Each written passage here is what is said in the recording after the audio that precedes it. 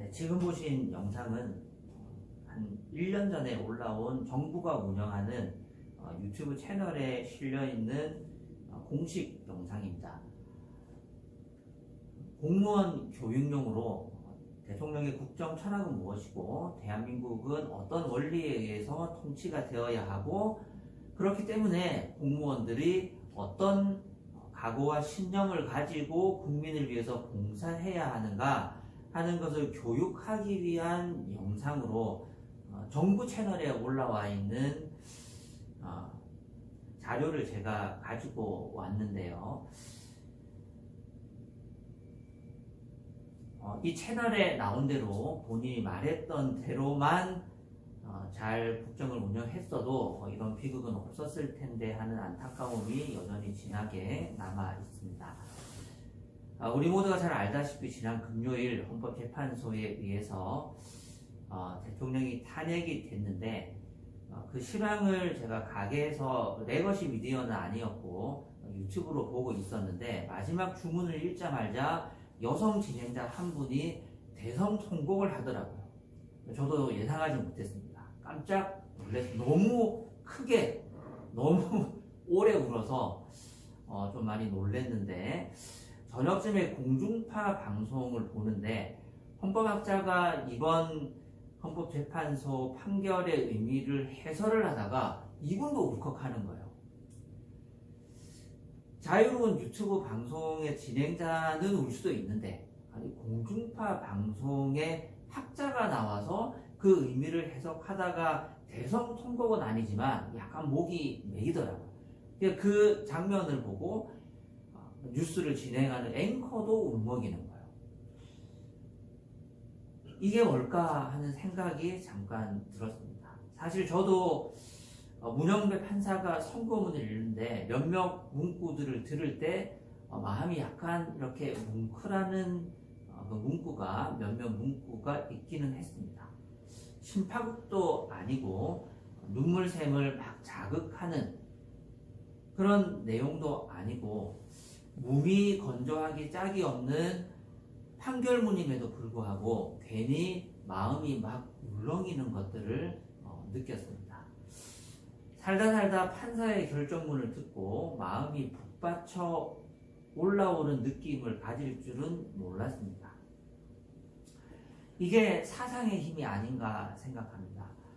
우리는 태어나면서부터 정치적으로는 민주주의, 경제적으로는 자본주의 체제에서 교육을 받고 생각하고 살았습니다.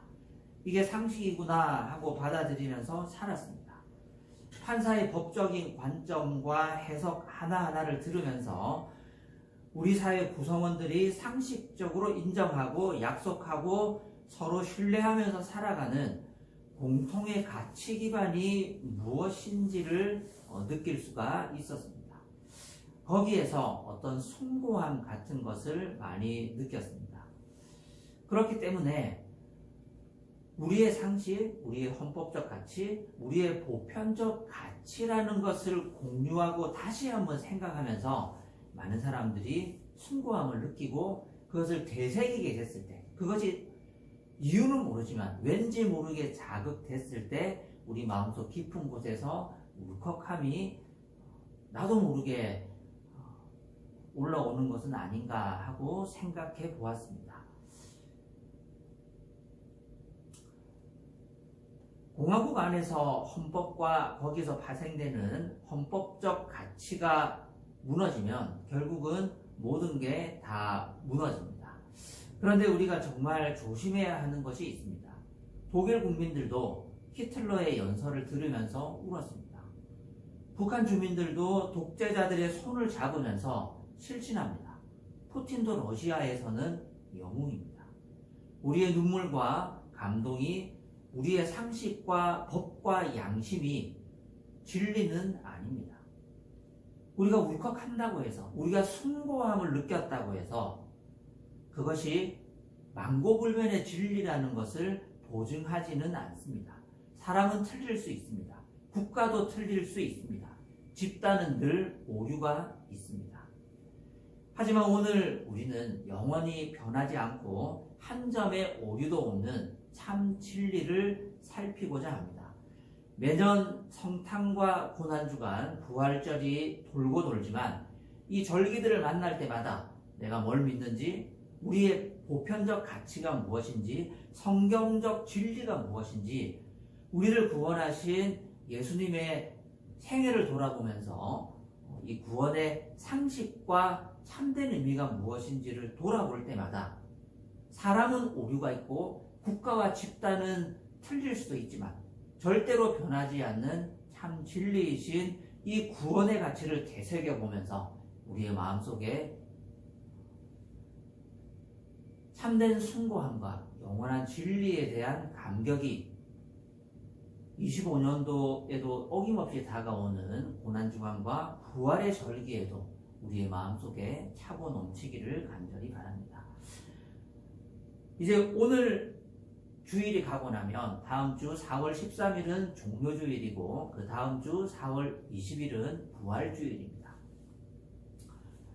부활절 절기를 맞아서 우리가 오늘부터 4월 20일까지 예수님의 입성과 또 고난과 부활에 대해서 함께 말씀을 나눌 때 우리 구원의 의미가 무엇이고 복음의 참된 가치가 무엇인지를 우리가 되새겨보고 거기에 헌신할 수 있는 우리 모두가 될 수 있기를 바랍니다. 먼저 오늘 본문 1절을 보시면 예수님께서 베다니에 가셨습니다. 6월절 엿새 전에 예수께서 베다니에 가셨다. 그곳은 예수께서 죽은 사람 가운데에 살리신 나사로가 사는 곳이다 라고 지리적 배경과 시간적 배경을 설명합니다.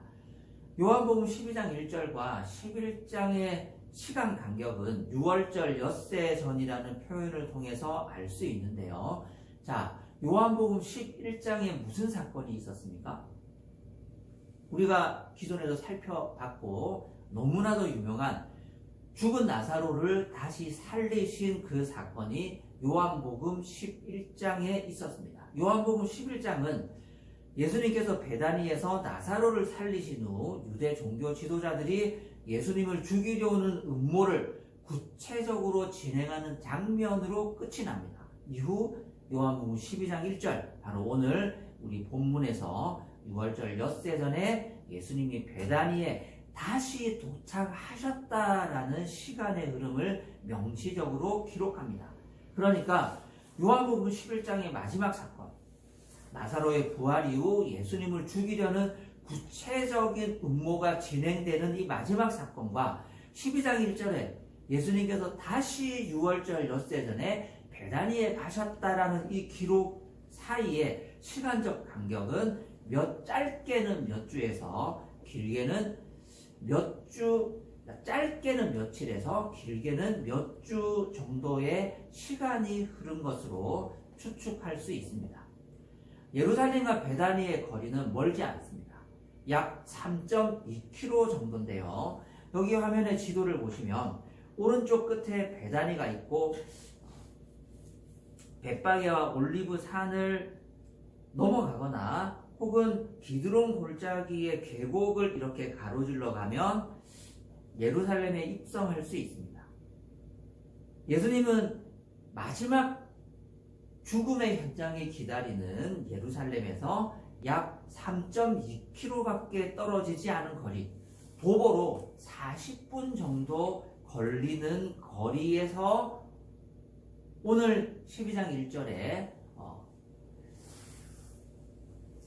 이 나사로의 집에서 일어난 본인의 장례를 예표하는 이 사건을 맞이하신 겁니다. 그러므로 우리는 요한복음 12장의 이 사건을 어떤 관점에서 봐야 될까요? 아니, 그 이전에 일어났던 요한복음 11장의 죽은 나사로의 부활 사건을 어떤 관점에서 봐야 될까요? 나사로의 부활은 단순히 예수님은 신적인 분이다, 그분은 못하시는 것이 없다, 그분은 전능하신 하나님이다라는 그것을 드러내기 위해서 벌이신 사건이 전부가 아닙니다.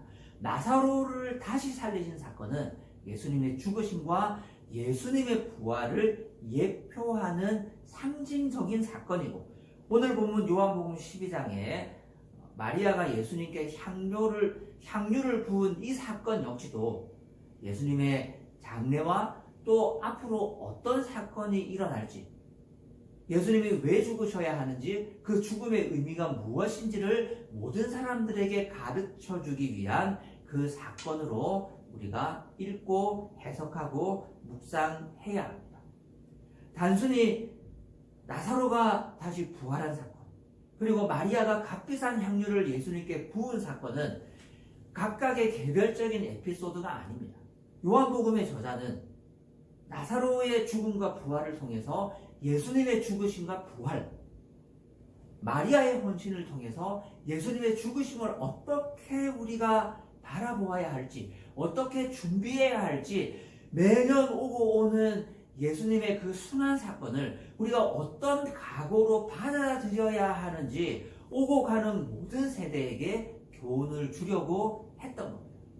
이처럼 우리가 구원을 떠나서는 단순히 놀라운 기적, 단순히 놀라운 헌신, 값비싼 헌신, 그렇게밖에 각각의 에피소드를 이해할 수밖에 없겠지만, 이것이 저와 여러분을 구원하시기 위한 예수님의 놀라우신 구원 계획의 일부라는 것을 이해하는 순간, 단순한 기적과 단순한 헌신이 아닌 구원사적인 의미를 가진 놀라운 구원 사건으로 더 깊은 의미를 깨달을 수 있는 겁니다. 오늘 우리 주변에 일어나는 많은 사건들이 있습니다. 그냥 단순한 갈등일 수 있고, 단순한 어려움일 수 있고, 단순한 축하와 별로 의미 없는 하루하루의 일상일 수도 있습니다.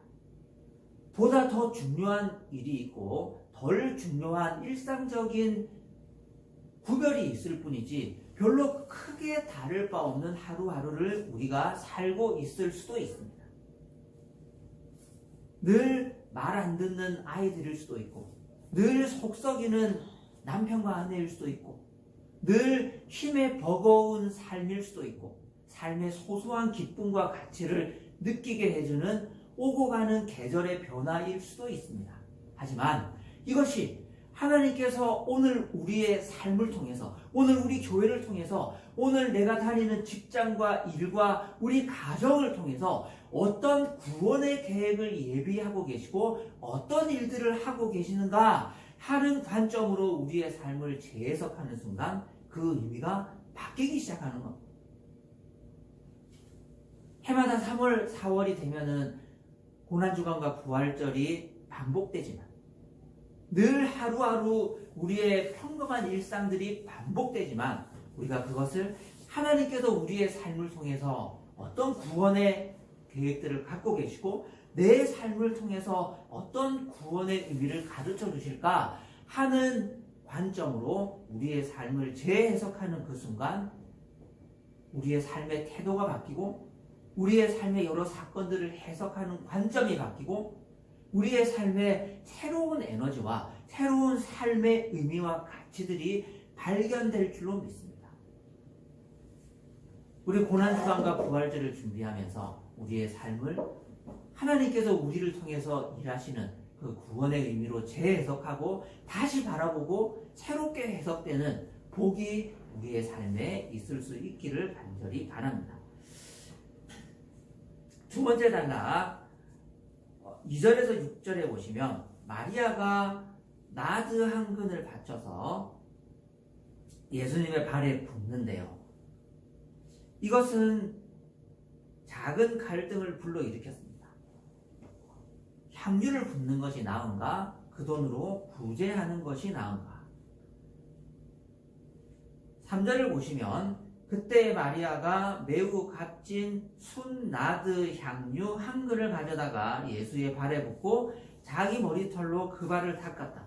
온 집안에 향유 냄새가 가득 찼다고 기록합니다. 당시 유대인들의 관습상 귀한 손님이 집을 방문하면 샌들을 신고 먼지가 많은 지역의 특성상 집에 들어가기 전에 문 밖에서 발 씻는 물로 이 발을 씻겨주는 풍습이 있었습니다. 좀 잘 사는 부자들은 집에서 일하고 있는 하인이 나와서 발 씻는 물로 손님의 발을 씻겨줬습니다. 그런데 만약에 집 주인이 직접 영접하면서 손님의 발을 씻겨준다.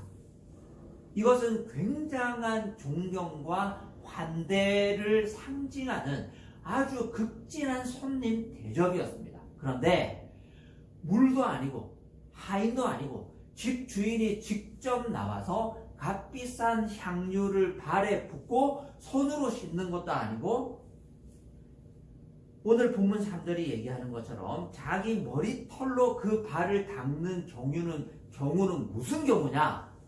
이건 있을 수 없는 일입니다. 이건 미친 짓이에요. 2000년 전에 유대 지역의 관습상 비추어 봤어도 이런 일은 이거는 정말 예외적인 거고 별로 일어나지 않는 케이스입니다. 그러니까 제자들과 또 특별히 가룟 유다가 발끈하는 것, 이게 무슨 짓이냐? 이런 일이 있을 수 없다. 집주인이 발 씻는 물로, 별로 좋은 물은 정수기 물은 아니었겠죠. 그냥 물이었겠죠. 발 씻는 물로 손으로 그 손님의 발을 씻겨주는 건 있을 수 있다. 그런데 향유를 붓고 머리털로 그 발을 닦는 거는 이게 무슨 경우야? 이런 거는 예의에도 너무 과하잖아, 이거. 이런 건 우리가 본 적이 없어. 아주 파격적이고 정말 사례를 찾아보기 힘들 정도로 예외적인 일을 마리아가 벌인 겁니다. 2000년 전에 유대 지역에서는 존경하는 손님이 오면 죽은 사람을 살려줬으니까 얼마나 고맙겠어요. 그 정도 되면은 향유도 붓고 여자의 머리털로 발도 이렇게 씻어줄 수 있구나. 아니에요. 이런 경우는 없습니다. 오늘 마리아의 행동은 정말 예외적이고 매우 충격적인 행동입니다. 지금도 중동지방에 가면 여자들이 이렇게 머리를 가리고 얼굴만 내놓고 이렇게 다니잖아요. 과거 2000년 전 이스라엘의 풍습도 지금의 이슬람처럼은 엄격하지는 않았지만 그렇게 크게 다르지 않았습니다. 여자가 머리털을 그냥 내어놓고 외출을 하는 것은 굉장히 수치스러운 일로 여겼습니다. 그런데 손님이 왔는데 발을 씻는데 자기의 머리를 풀어 헤치고 머리카락을 다 노출시키고 그 머리카락으로 발을 닦는다? 이건 정말로 해석하기에 따라서는 천박할 수도 있는 굉장히 수치스럽고 예의에 어긋나는 행동이었어요. 왜 마리아는 이렇게 파격적인 못 말리는 행동을 한 걸까요? 자, 가룟 유다의 해석에 따르면 5절을 보시면 이 향유를 300데나리온에 팔아서 가난한 사람들에게 주지 않고 왜 이렇게 낭비하는가 하고 따지잖아요. 한 데나리온은 노동자가 받는 하루의 품삯입니다. 그러니까 안식일에는 노동을 하지 않으니까 안식일 52번을 제외하면 300데나리온은 1년치 연봉이잖아요. 1년치 연봉 한 방을 꿰뜨려서 예수님의 발에 붓는 것으로 다 날려버린 거예요. 그거 다시 다 주워 담아갖고 그릇에 담은 그 재활용이 가능하겠습니까? 다 날라가고 끝난 거예요. 1년치 연봉을 한 번에 이렇게 없애는 게 이게 합리적인 행동이냐? 연봉이 5천만 원이면 5천만 원, 6천이면 6천, 아니 좀 많이 버는 사람은 1억도 모르겠죠. 1억을 한 방에 날리는 게 이게 지금 잘하는 짓이냐? 이 머리카락 다 드러내놓고 머리카락으로 발을 문지르고 머리카락이 수생입니까? 뭐예요 그게? 예? 뭐 샤워 타올이에요? 누가 내 발에 이렇게 머리카락으로 문지르면 여러분 같은 거 기분 좋겠습니까? 좀 찝찝하지 않아요? 이게 뭐 하는 짓이야 이게. 이 샴푸가 1억짜리, 샴푸가 5천만 원짜리예요. 가만히 있겠어요? 가만히 있겠습니까? 마리아는 왜 이런 행동을 했을까요? 예수님은 이것을 어떻게 해석하고 받아들이셨어요.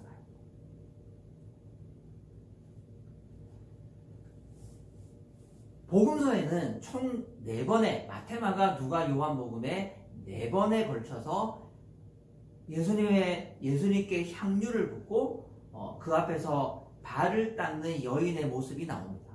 학자들에 따르면 마태, 마가, 요한복음의 사건은 동일한 사건으로 보고 누가복음 7장에 갈릴리 어딘가의 바리새인의 집에서 일어났던 죄인으로 알려진 한 여자가 와서 향유를 붓고 예수님께 헌신과 존경을 표하는 사건이 있는데, 이것은 사역 초기에 그것도 갈릴리 북쪽에서 일어난 사건이기 때문에 별개의 사건으로 봐요. 그러니까 마태, 마가, 요한복음은 동일한 사건, 누가복음의 사건은 별개의 사건으로 봐요. 그리고 누가복음에서의 의미는 뭐냐면 예수님께서 그 여인을 보시고 네 죄가 용서받았다, 죄의 용서함과 은혜를 상징하는 사건으로 우리가 해석을 하고, 마태, 마가, 요한복음의 마리아의 이 거룩한 낭비는 어떻게 해석을 하느냐면 예수님의 죽으심을 상징하는 사건으로 봅니다. 그래서 우리가 이 사건을 볼 때 봐라, 유다가 5천만 원, 1억의 돈으로 가난한 사람들을 구제하는 것이 더 낫지 않느냐. 그런데 예수님은 자기에게 헌신하는 것이 더 가치 있다고 하셨다. 우리가 예배를 위해서 교회 안에서 쓰는 돈을 구제연금을 위해서 써야 한다고 해서는 안 된다. 교회 재정을 바깥에 주는, 물론 가치 있는 일이지만 한 재정의 20%는 구제연금으로 쓴다면 우리가 교회 안에서 예배를 위해서 쓰는 데는 한 60, 70% 쓰자, 이렇게 하는 건 말도 안 되는 겁니다. 이것은 구제연금이 가치가 없다는 게 아니에요. 가난한 사람들을 위해서 돈을 쓰는 게 가치가 없다는 게 절대로 아닙니다. 오히려 복음의 정신에 비추어 봤을 때 우리가 쓰는 건 한 20, 30% 되고 가난한 사람들을 위해서 8, 90% 쓰는 게 더 숭고하고 성경적 가치에 부합하죠. 성경을 그렇게 읽는 것이 아니고, 이 사건은 지금 무슨 사건이에요? 예수님의 죽으심을 상징하는 사건이잖아요. 그렇기 때문에 예수님께서 가만 놔두어라. 지금 마리아가 하는 이 행동은, 아니 1억짜리 샴푸로 머리카락으로 발을 닦아? 네 머리카락이 샤워 수세미냐 뭐냐? 그런 의미가 아니에요. 죽으심을 6일 앞두고 본인의 장례를 준비하기 위한 행동으로 시체의 몸에 향유를 발라서 악취와 부패를 방지하기 위한 그것을 준비하는 것으로 해석하고 예수님께서 마리아의 헌신을 받아주신 것.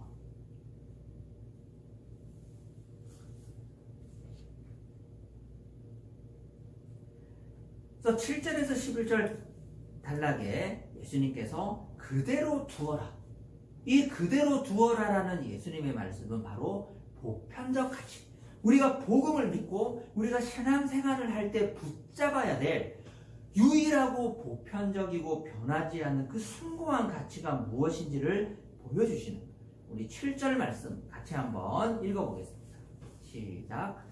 예수께서 말씀하셨다. 그대로 두어라. 그는 나의 장사날에 쓰려고 간직한 것을 쓴 것이다. 다시 한번 읽어볼까요? 7절 시작. 예수께서 말씀하셨다. 그대로 두어라. 그는 나의 장사날에 쓰려고 간직한 것을 쓴 것이다. 마리아가 앞으로 6일이 지나면 엿새가 지나고 예수님께서 예루살렘에 들어가시면 십자가에 못 박히시고 부활하시고 승천하시고 그것이 영원한 구원을 우리에게 완성하시기 위한 예수님의 희생제사다 라는 것을 100% 완벽하게 이해하고 이 행동을 했는지는 분명치 않습니다. 마리아의 신앙 고백이 구체적으로 어떤 것인지, 그가 예수님을 어떤 분으로 인식했는지, 그리고 그가 하는 예수님께 했던 그 행동, 그것이 어떤 의미인지는 마리아의 입으로 구체적으로 더 나오지는 않지만, 적어도 한 가지 확실한 것은 그대로 두어라. 그는 나의 장사날에 쓰려고 간직한 것을 썼다라고 예수님께서 해석하고 그것을 받아주셨다라는 거예요.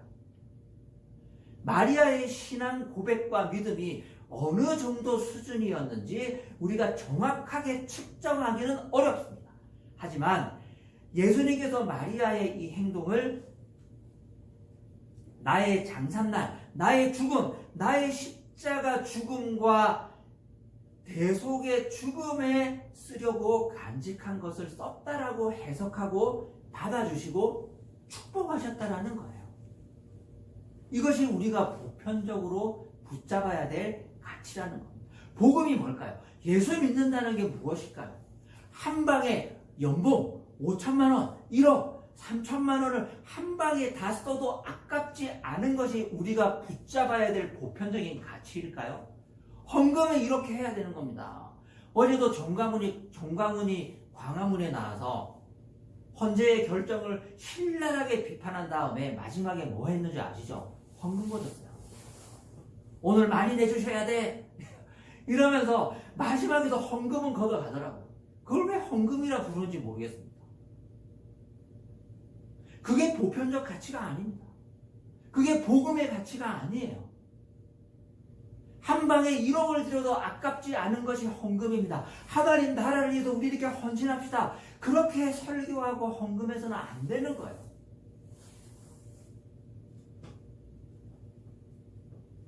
8절을 보시면 가난한 사람들은 언제나 너희와 함께 있지만 나는 언제나 너희와 함께 있는 것이 아니다. 봐라.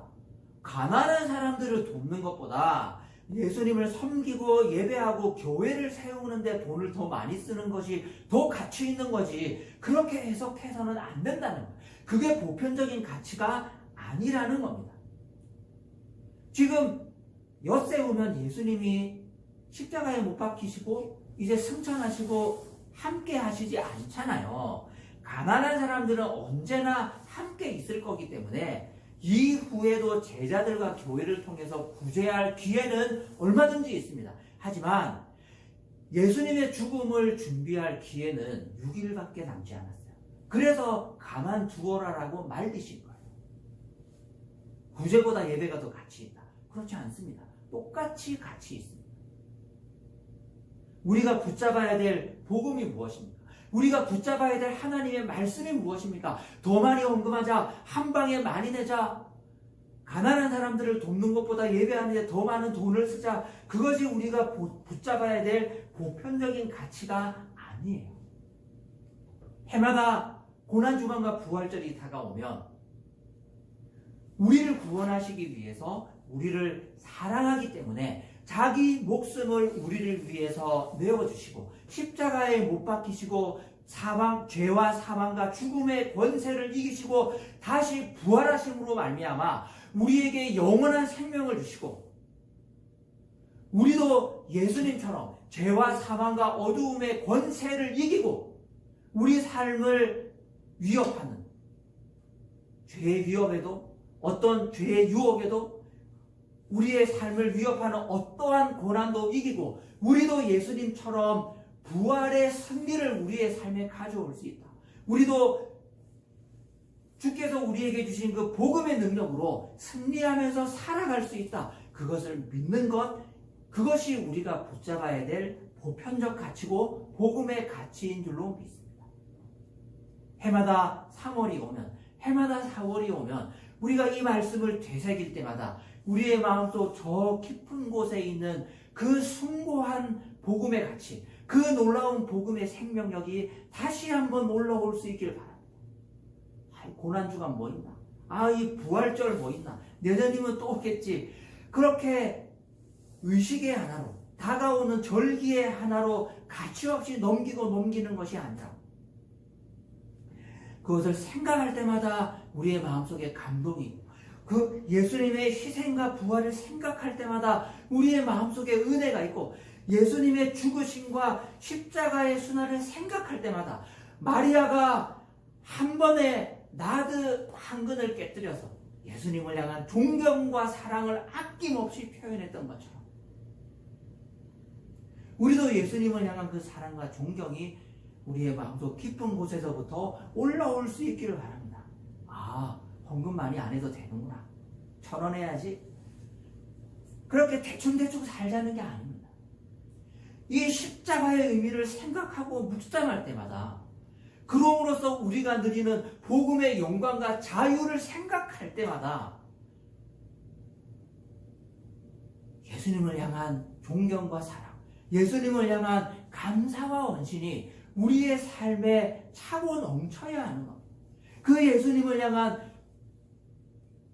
무한한 감사와 헌신이 우리의 삶을 지배하는 복 있는 인생을 살아야 하는 겁니다.